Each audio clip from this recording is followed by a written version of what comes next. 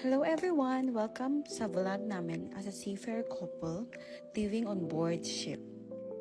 For today's video, samahan nyo kami sa isa sa pinaka-special naming journey, ang pag-explore namin sa Copenhagen, Denmark. Hindi lang ito simpleng travel vlog, kundi kwento rin ito ng buhay namin sa dagat.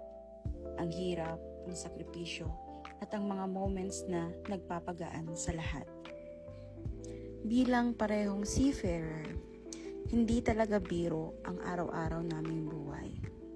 Maaga ang gising, minsan kulang sa tulog, at halos paulit-ulit ang routine.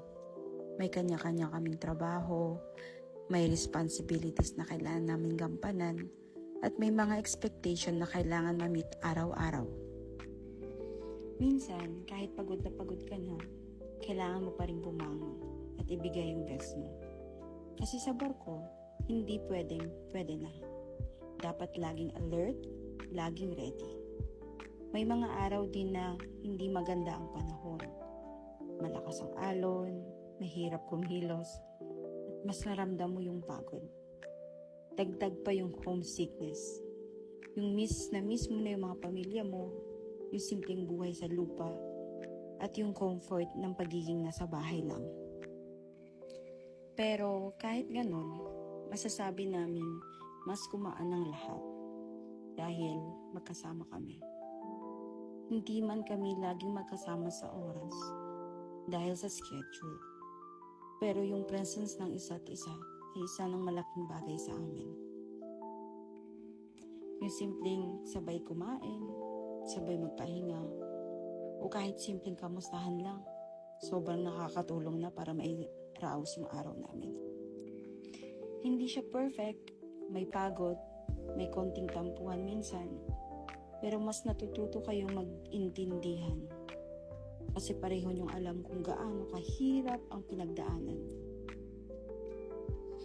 At syempre, isa sa pinaka-inaabangan namin yung makakababa ng barko at makapag-explore ng iba't ibang lugar. Para siyang reward after sunod-sunod na trabaho. At isa sa pinaka naging memorable para sa amin ay ang Copenhagen, Denmark. Pagbaba pa lang namin, ibang-iba na agad yung vibe. Tahimik, maaliwalas, at sobrang linis. Yung hangin, presko, parang ang sarap lang huminga at mag-relax. At syempre, hindi mawawala ang food trip. Trinay namin yung local sushi place nila at kahit simple lang, mas masarap siya kapag kasama mo yung taong mahal mo. Ang daming tawa, kwentuhan at simpleng moments na hindi maning grande pero sobrang meaningful. Yung mga gantong moments yung gusto namin ulit-ulitin. Yung magkasama kayo, malayo sa stress, at nag-i-enjoy kayong dalawa sa bunga ng paghihirap nyo. Hindi madaling maging seafarer. Maraming sacrifices, oras, pagod, at pagiging malayo sa mahal sa buhay. Pero may mga gantimpala rin. At isa na dun ay yung pagkakataon na makita ang mundo at maranasan ang mga gantong lugar.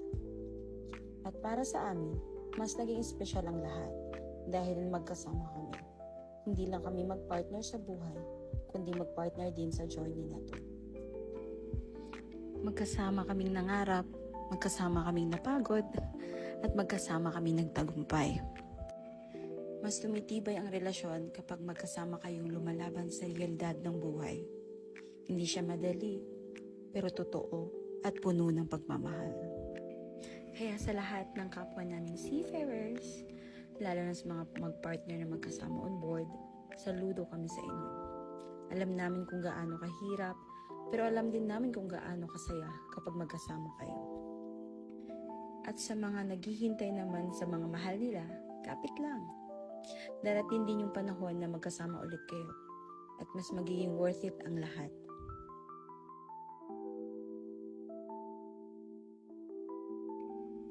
Thank you so much for watching our Copenhagen vlog. Sana kahit papano na-feel nyo yung journey namin.